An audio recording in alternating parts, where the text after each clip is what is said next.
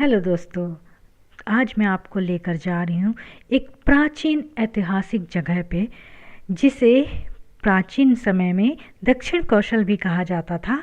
और ये है महानदी, जो कि सिहावा पर्वत से निकलकर छत्तीसगढ़ होते हुए उड़ीसा जाकर और बंगाल की खाड़ी में गिरता है समुद्र से मिलने के लिए।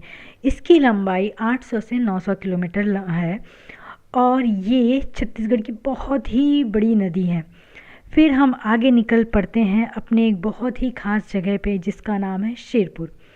शेरपुर एक जाने के लिए हमें हाईवे रोड से नीचे उतरना पड़ता है और हम एक बहुत घना जंगल क्रॉस करते हैं, तब जाकर हमें शेरपुर की पहली मंदिर मिलती है, जिसका नाम है लक्ष्मण मंदिर। ये मंदिर 7वीं शताब्दी में बनी थी और इस मंदिर को सोमवंशी राजा हर्षगुप्त की माता रानी वसाटा देवी ने अपने पति की स्मृति में बनवाया था। इसकी खोज 1872 में लॉर्ड कनिंघम ने की थी और यह मंदिर की बनावट नागर शैली और द्रविड़ वास्तुकला के जरिए बनी है।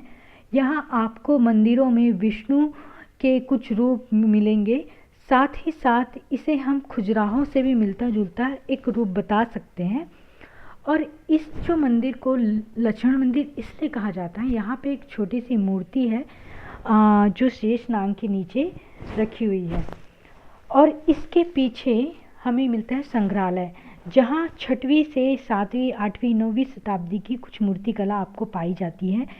और यहाँ पे बुद्ध, जैन और विष्णु भगवान, साथ ही साथ शिव भगवान और बहुत सी देवी देवताओं की मूर्तियाँ आपको खंडित रूप से मिलेगी। बहुत मुश्किल है इतने पुराने समय में इतनी अच्छी मूर्ति होना, तो थोड़ी बहुत तो खंडित है। उसके बाद एक बगल में और एक संग्रहालय है, जहाँ आपको बहुत सी मूर्तियाँ मिलेंगी। और ये कुछ मूर्ति ज़्यादा अच्छी है क्योंकि ये थोड़ी देर बाद की है, 9वीं शताब्दी की है, तो थोड़ा साबुत तरीके से आपको प्राप्त होंगी। और यहाँ पे बहुत ही सुंदर नक्काशी हुई है, बहुत सी देवी देवताओं की मूर्ति है, जिसे देखते ही आपका मन तृप्त हो जाएगा। तो मैं चाहूँगी अब डेफिनेटली ये सब विज़िट करें। उसके बाद हम चले जाते हैं गंधेश्वर मंदिर।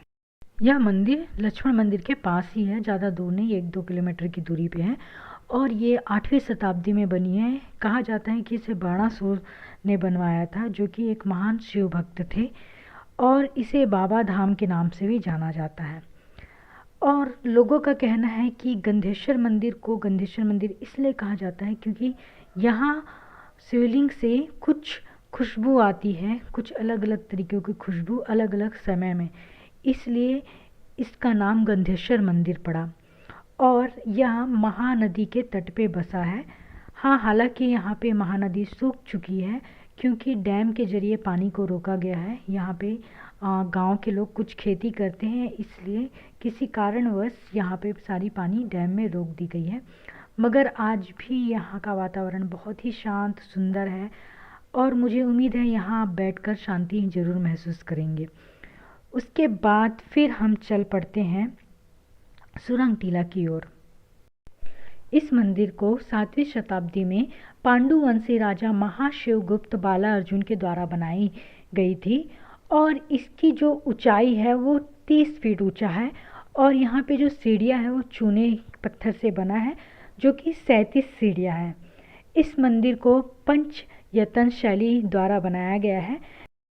यहाँ मंदिर के चारों कोने पर शिवलिंग स्थापित है, जो कि अलग अलग रंग की है, और जो बीच का हिस्सा है उसमें भगवान श्री गणेश को स्थापित किया गया है। यह सब देखकर आप समझ ही गए होंगे कि किसी ज़माने में शेरपुर एक समृद्ध जगह थी, इसलिए इसे राजधानी भी बनाया गया था। व्यापारिक दृष्टिकोण से भी ये बहुत ही अच्छी जगह थी, जहाँ पर कई धर्मों के लोग शांति से प्रेम पूर्वक आपस में सम्मान पूर्वक रहा करते थे। सच कहूँ तो ये सब देखना मेरे लिए बहुत ही रोमांचक था, क्योंकि मुझे इतिहास में दिलचस्पी भी है। तो मैं तो देखते ही रह गई कि कितनी अच्छी बनावट है। पुराने ज़माने में भी इतनी सारी सुविधाएं उपलब्ध रहती थी। और ये सब देखने के बाद हम आगे बढ़ चुके तीवर देव विहार की ओर। ये बहुत ही पास में था यहाँ पर।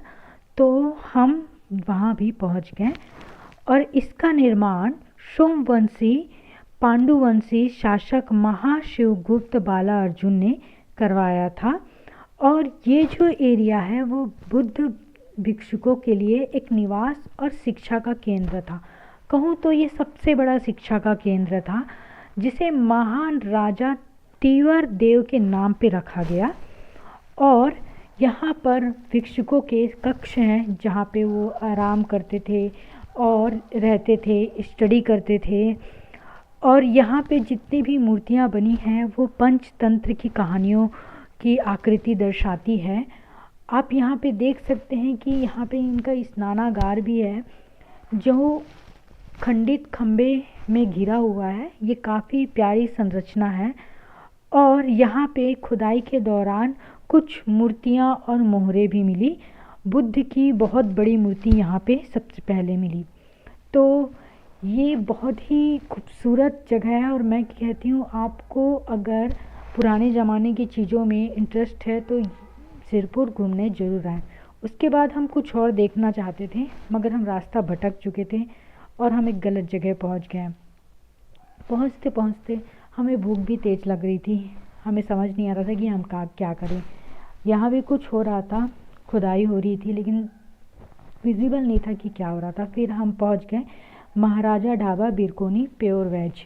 यहाँ पे खाना बहुत अच्छा मिलता है, तो डेफिनेटली आप ज़रूर विज़िट कीजिए और ज़रूर खाइए।